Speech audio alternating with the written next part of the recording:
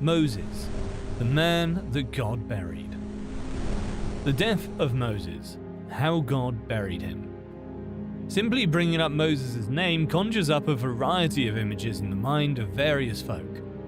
In the Bible, the circumstances surrounding Moses' death are not entirely clear. We're aware that he passed away at the age of 120, but the phrase, "yet his eyes were not weak nor his strength gone," describes him perfectly.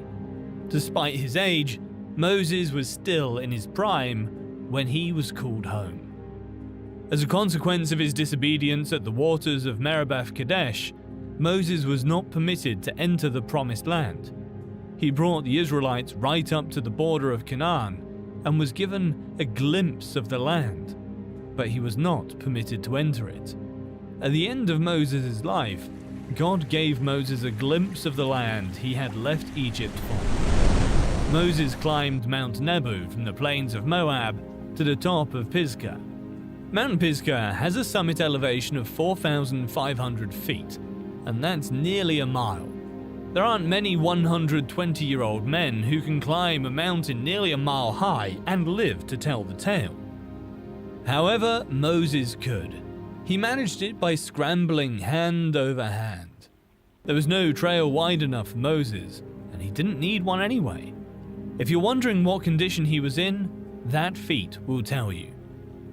Yet here was Moses, nearly a century and a quarter old, climbing to the top of a 4,500-foot high peak, and having a great time once there. Moses was not full of self-pity. Since God had informed him of his impending death, he was prepared for it, and even before he passed away, the Lord had already appointed another man, Joshua, to take his place. In the last 40 years of his life, he was finally relieved of the weighty responsibility of guiding the nation. Moses could take each step on the slope in stride with lightened shoulders. He was well aware that he was about to take his final breath at any moment. Moses teaches us that when it comes to the topic of death, a believer has no reason to be afraid or to rush out into the streets in a panicked state. This is one of the lessons that we can learn from him. Each and every one of us at some point in our lives have to face the reality of death. Before we can say that we are truly ready to live, we need to first say that we're truly ready to pass away. Therefore, when we are ready to pass away, let us not delay and immediately do it. Imagine the breathtaking view that was spread out before him. Moses looked out and the Lord showed him all the land. And that was it. God wanted him home. When the Lord said to him, "This is the land which I swore to Abraham, Isaac, and Jacob, saying, I will give it to your descendants. I have let you see it with your eyes, but you shall not go over there." So Moses, the servant of the Lord, died there in the land of Moab, according to the word of the Lord. Moses gave up the spirit.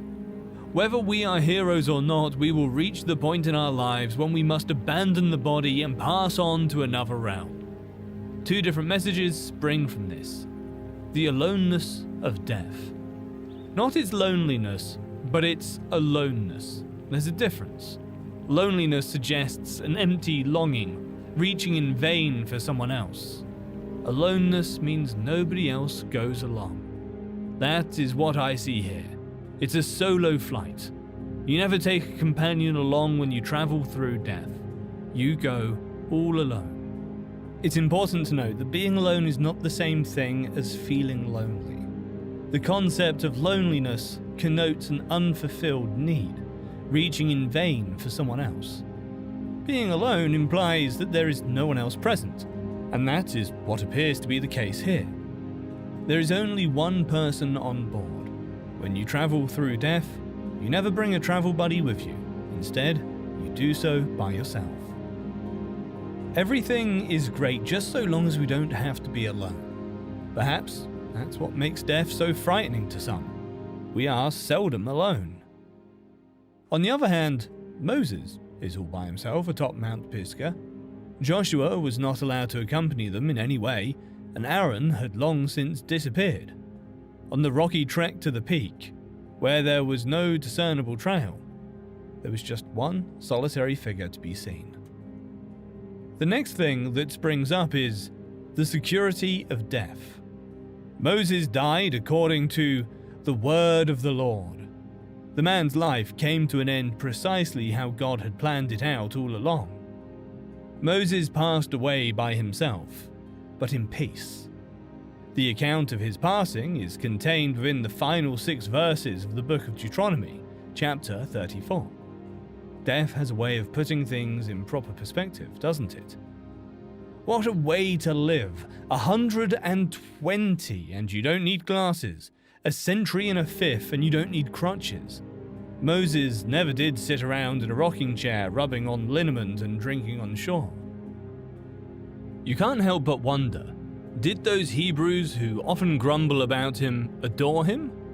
Or was he just a convenient target who served as a lightning rod for their discontent? Were they inclined to think of him as some kind of distant, profound man of God? The answer is found in verse 8, when he died. Deuteronomy 34:8, Amplified Bible. So the sons of Israel wept for Moses in the plains of Moab for 30 days. Then the days of weeping and mourning for Moses were ended. Oh, how the Israelites will miss their late leader's wise counsel. His work among them stirred their emotions to such a degree that it took an entire month for them to mourn his passing after he had left them. But finally that mourning came to an end. That ought to be true in our own lives. After death comes a burial, and so it was in the case of Moses. But verse 6 contains one of the most remarkable statements about the whole remarkable career of Moses. Deuteronomy 34:6.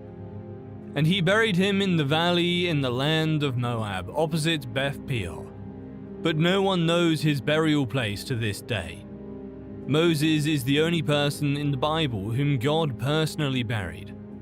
Did you realize that? The Lord then hid the tomb. What made him do that? Because that grave would have been turned into a shrine. They'd still be beating a path up Nebu today, erecting shrines, selling popcorn and peanuts, offering various rides, and maybe even running a tram up there with big banners proclaiming Moses' burial place. So it was concealed.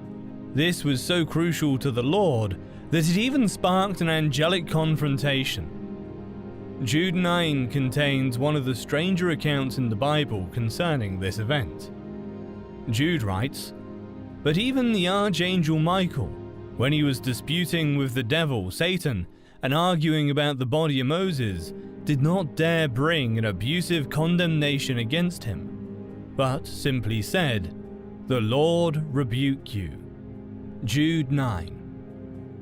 It would appear that the devil had his own ideas about what he could do with Moses' body, but God responded, "Never. I claim ownership of his body in the same manner that I do his soul, and I intend for the grave to remain undiscovered for all time." To the end of the story, all things that have their proper wrap-up, as does the story of Moses.